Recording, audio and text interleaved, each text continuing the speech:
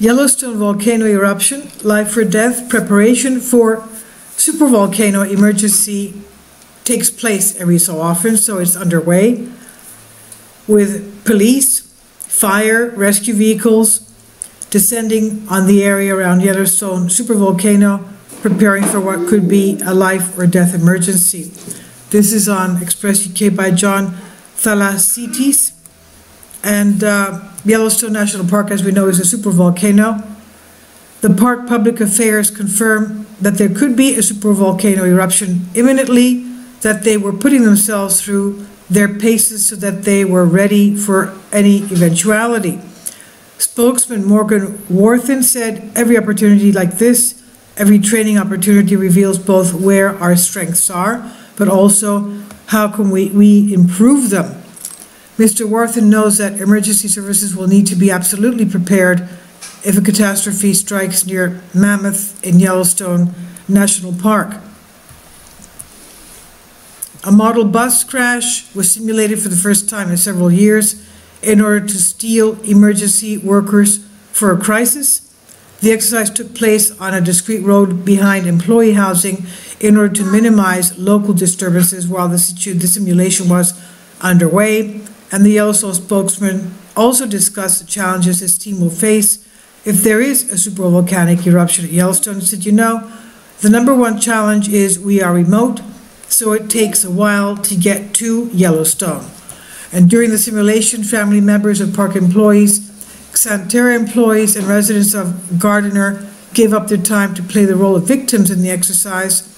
In the drill, when the test run began, the test run, responders from 8 different agencies inside and outside the park dealt with the situation as well, and encouraged all involved in the situation, the simulation, as there is rarely any telling when Yellowstone may erupt. In fact, experts at Yellowstone National Park claim to have seen Steamboat Geyser erupting very, very often this past year, and Park Service made the announcement about the world's tallest active geyser in March. Steamboat, as geologists accompanied the accounts of thermal sensors in the area. It was determined that it could be a series of minor eruptions. Meteorologist Tom Skilling told WGN News, "Minor earthquakes occur in the Yellowstone area 50 or more times each week, but a major eruption is not expected in the foreseeable future." Steamboat Geyser is in the Norms Geyser Basin, which is closed to vehicles access at the moment for spring plowing. Meanwhile, earlier in the year, seismologists from UNAVCO, a nonprofit university-governed consortium, revealed the volcano was, quote-unquote, under strain. Using global positioning systems GPS, borehole tilt meters, and borehole strain meters to measure minute changes in deformation at Yellowstone, David Menson and Glenn Mattioli said the strain signal is larger than would be expected if the crust under Yellowstone were completely solid. Wardner added, "I think the lesson for visitors who come to the park is to know that safety always is our first priority, but given that the park is remote, the roads are not likely like a highway like Interstate 90. He said, "You cannot travel as fast on those roads, so often the response is going to take a little bit longer." Now, after this, I'm going to put up a video having to do with information that one of my viewers sent me, and it's very important because of the floodlights that they were placing at night, and also you'll see various flares coming up with the geysers, and I don't know if that's normal or not, but that's in the next upcoming video. Thank you.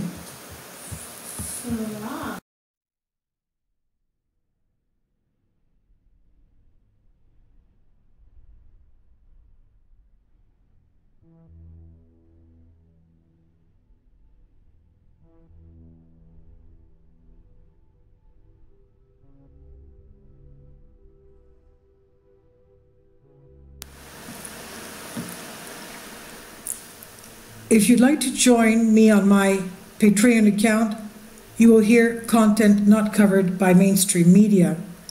These riveting stories will be based on my research, and I will state my opinions and give my personal insight on diverse and controversial subjects and world events. events not covered by mainstream media, and not supported by YouTube guidelines. So whatever I have on my Patreon, most of those will not be on my YouTube channel. Please consider becoming a member today. More of the most significant and important videos will be on my Patreon channel. Your support helps me to continue my research and keeps this YouTube channel alive. And we depend on your support, your generous charity, because we help economically challenged families here in Athens, Greece, in Kapota, and we also help the young generation with university tuition and the community around our church. Thank you.